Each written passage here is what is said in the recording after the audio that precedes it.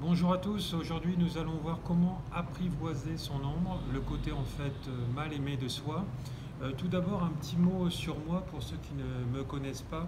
Mon approche s'inspire en fait de plusieurs écoles psychologiques et plus particulièrement de la programmation neurolinguistique et de l'analyse psychologique de Carl Jung. Je suis tutélaire d'une maîtrise dans ce domaine, donc j'ai une maîtrise dans ce domaine. Mes recherches portent sur en fait les rapports psychologiques, spirituels en conjuguant en fait le dynamisme dans le chamanisme avec des rituels de guérison bien concrets pour notre transformation intérieure, de développement personnel en travaillant notamment sur notre ombre, le processus de psychochoc spirituel, du pardon, du développement de soi, de l'estime de soi et de trouver son véritable chemin divin dans la vie, le guérisseur blessé, et en travaillant en fait sur notre karma des vies passées, des vies antérieures, de notre vie actuelle, bien sûr, et en passant en fait par tous les rituels chamaniques qui existent et qui sont tout à fait transposables dans notre vie, dans notre monde moderne. Voilà, donc avec différents aspects. Voilà, donc tout ça nous allons le voir en détail dans les vidéos suivantes et dans cette vidéo. Cette vidéo va être consacrée principalement à travailler donc sur son ombre et comment, puisque c'est un sujet qui est très important. Tout en fait est dans le titre de cette vidéo. Euh, voilà, donc et c'est pour moi en fait la synthèse du travail dans le développement personnel. Euh, que j'ai pu lire depuis que je m'intéresse donc au développement personnel. Donc l'essence de la vie n'est-elle pas d'aimer? Donc je vous pose une question, l'essence de la vie n'est-elle pas d'aimer? Mais ne passons pas, nous pas, la majorité de ce temps à mal aimer, faute d'amour de soi et d'amour pour soi. Donc c'est ce que je vous dis sans cesse, il faut d'abord s'aimer pour pouvoir aimer les autres et donc pour bien sûr corriger notre ombre, la guérir. Il ne suffit pas simplement de l'accepter, l'acceptation est la première phase, mais la deuxième phase est la guérison en allant embrasser son ombre. Alors on va voir comment c'est, j'ai une petite surprise que je vous réserve à la fin de cette vidéo pour vous aider justement à vous libérer de tout ceci. Alors je vous invite à abandonner la lutte contre nos démons intérieurs et plutôt d'écouter en fait ce qu'ils nous ont à dire. Donc c'est ce qu'on va faire par exemple le rituel chamanique travaille sur son ombre. On va dans le monde en question, on va le voir un peu plus tard dans cette vidéo, comment faire. Alors ce n'est pas en regardant la lumière qu'on devient la lumière, mais en plongeant en fait dans l'obscurité. C'est ce que disait déjà Carl Jung. Je vais vous donner donc un cadeau, comme je vous disais précédemment à la fin de cette vidéo. Je vais vous apprendre à vous libérer de chaque partie de votre ombre pour être heureux le plus souvent possible. Alors, beaucoup de gens me disent, mais Monsieur Martel, je sais ce qui ne va pas en moi, mais etc. Alors, je vous dis, mais est-ce que vous avez les outils? Est-ce que vous travaillez dessus? Ah bah non, mais je sais simplement. Donc, là, vous êtes qu'à 50% de la guérison de votre âme, de votre ombre, et donc, vous savez, mais vous ne faites pas. Donc, action-réaction, je vous dirais, il faudrait passer la vitesse, hein, pour commencer à travailler. Ah, bien sûr, il faut s'encourager, disons, il faut s'entourer de gens compétents, qui ont quand même opinion sur eux, et qui travaillent vraiment convenablement dans ce domaine.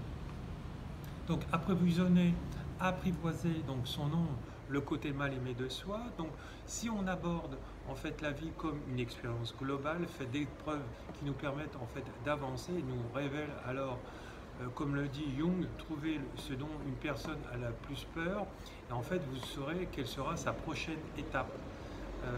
Voilà, donc de croissance. Autrement dit, c'est en allant plus en avant dans ces côtés sombres que nous devons entièrement nous, en fait. Hein. Alors, par exemple, si je prends le cas d'un alcoolique, c'est pas parce qu'on connaît que notre problématique, admettons, c'est l'alcoolisme, qu'il faut aller vider la cave. C'est pas ça, hein, c'est pas ce que ça veut dire. Voilà, donc on va voir ce que ça veut dire. Il y a une différence entre accepter son ombre, c'est ce que je vous disais précédemment, et prendre action en réponse à celle-ci, c'est-à-dire c'est-à-dire entre sentir et consentir.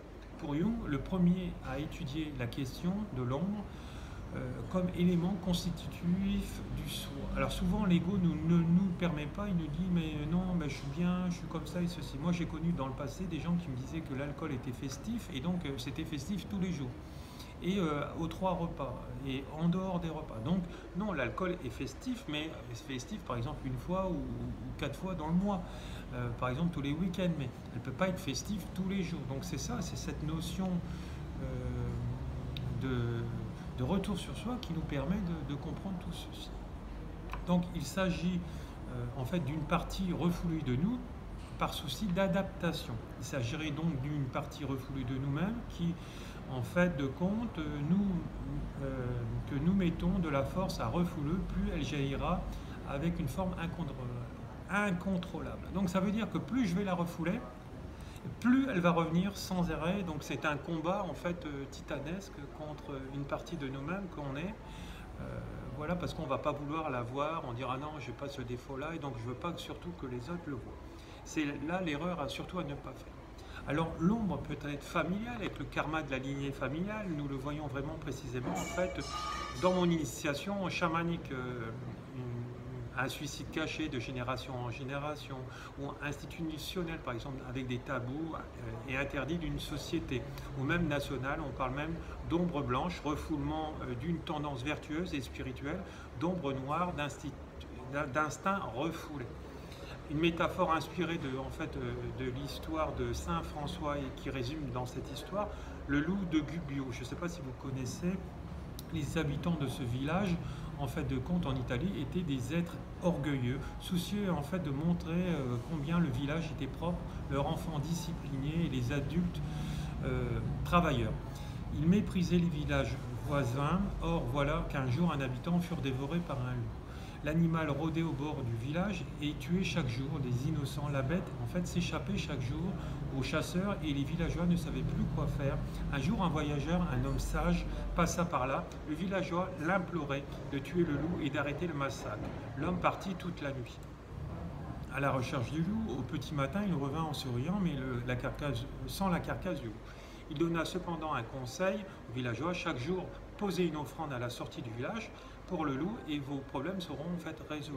Les gens étaient furieux, ils ne comprenaient pas le sens de la chose. Mais étant donné qu'ils étaient à court de solutions, ils s'exécutèrent. À leur grande surprise, le loup vint manger leurs offrandes, mais ne s'en prit plus aux villageois. Donc c'est une notion de partage. Donc la vie reprit son cours normal et les gens de Gubbio continuèrent à nourrir le loup. Il n'y avait plus aucun villageois dévoré, devenu plus humble. Ils cessèrent également de toiser les gens des villages voisins. Donc vous voyez, donc, quand il y a une notion de partage, comme par exemple moi et Evan, on donne souvent au SDF, etc., ben on devient beaucoup plus humble, il y a beaucoup plus d'humilité, etc. Donc il n'y a plus de fierté en disant moi je travaille, etc. Et donc toi tu n'as qu'à faire pareil. Voilà, donc il faut qu'il y ait une notion, et avec les animaux c'est pareil, c'est-à-dire que si ces villageois privaient cet animal en allant chasser, etc., les lapins, etc., et qu'il n'y avait plus de gibier, il n'y avait plus de notion de partage. Donc le loup ne pouvait plus manger. Donc qu'est-ce qu'il faisait? Il mangeait les habitants. Donc le jour où ils ont compris qu'il fallait faire des offrandes, puisque en fait ils prenaient son pain à cet animal, eh ben, l'équilibre fut rétabli. Alors tout comme les gens de Gubbio, plutôt que de lutter contre notre ombre, nous gagnons à l'apprivoiser, ce qui nous évite bien des blessures inutiles. La plus grande problématique en fait humaine est liée à l'ego. Il est nécessaire d'assumer la tension entre l'ego idéal de moi et de son ombre. Dans la solution philosophique zen, quand vous êtes en colère, au lieu de refouler et de risquer de la laisser nous consumer sans pour autant agir sous le coup de la colère, accueillons-la. Donc en vue de l'apprivoiser pour après aller la lâcher dans un endroit où on est seul et non sur une autre personne. La plupart des gens vont déverser leur colère sur la personne et on ne règle rien. Alors la tâche la plus difficile à laquelle doit se mesurer celui-ci qui désire embrasser son ombre est justement de la chercher au bon endroit. Nous allons voir plusieurs pistes pour nous aider en fait à identifier notre ombre. Par exemple, quels sont les sujets qui vous mettent en colère? Donc posez-vous cette question.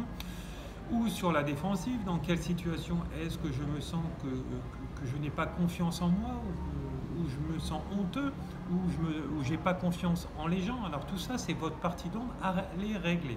Alors je vais vous dire un peu comment, je vais vous expliquer. En fait, ce sont en fait des critiques à mon encontre qui m'agacent particulièrement. Un exemple vaut mieux qu'un long discours. Par exemple, une mère vint le trouver car elle ne supportait plus que sa fille adolescente, qu'elle trouvait extrêmement vaniteuse, les comportements de sa fille l'exaspéraient à un point qu'elle dut se dominer pour ne pas être emportée par la colère et dire ou faire quelque chose en fait qu'elle regrettait ensuite. Au fil de la séance, la mère admit qu'elle-même avait été le même genre d'ado et en rejetant sa fille, elle avait en fait l'impression de se rejeter. Elle exprimait là une angoisse rencontrée par beaucoup de parents aux prises avec un aspect de leur ombre projeté sur un de leurs enfants. Alors n'oubliez pas que vos problèmes actuels seront aussi les problèmes du futur de vos enfants. Donc un conseil, réglez ce karma familial en vous si vous ne voulez pas encore le transmettre à vos enfants. Donc tout ça, c'est des soins que je fais par des rituels chamaniques pour régler toutes ces choses-là et après pour que vos enfants et vous-même ayez une vie beaucoup plus facile. Voilà. Alors malgré son amour pour sa fille, cette femme devait faire la paix avec elle-même pour être une bonne mère et se réconcilier avec l'adolescente en quête de reconnaissance et d'amour qu'on avait rabroué. Un exemple pourquoi avons-nous peur de la mort quand nous voyons ce que traversent les personnes atteintes en fait de cancer, par exemple, face à notre mortalité. Nous sommes aux prises avec notre part la plus sombre. C'est une occasion en fait de faire la paix avec elle-même, aussi difficile soit-il, car il faut d'abord pouvoir accepter que cela fait partie de nous. Après la maladie, on peut être tenté de tout recommencer à zéro, au lieu de commencer par l'essentiel. Qui suis-je? Que vais-je faire du reste de ma vie? Donc on peut changer radicalement, même si on a été une mauvaise personne, devenir une bonne personne. Or, on ne peut y répondre qu'en interrogeant son ombre.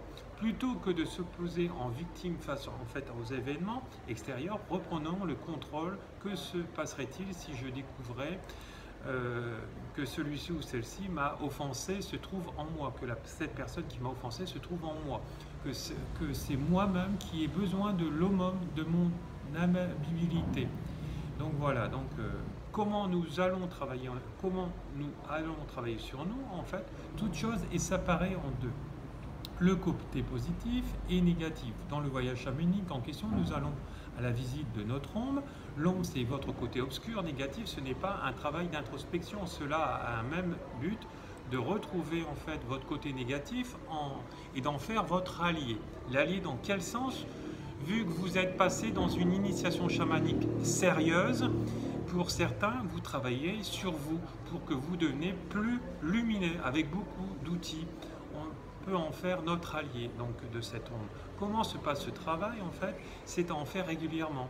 C'est à faire régulièrement en fait ce travail. C'est le premier travail thérapeutique assez profond. Vous allez voyager dans le monde en question. Nous le verrons après. Il ne faut pas avoir peur. C'est quelque chose de très facile pour vous soigner. C'est très utile.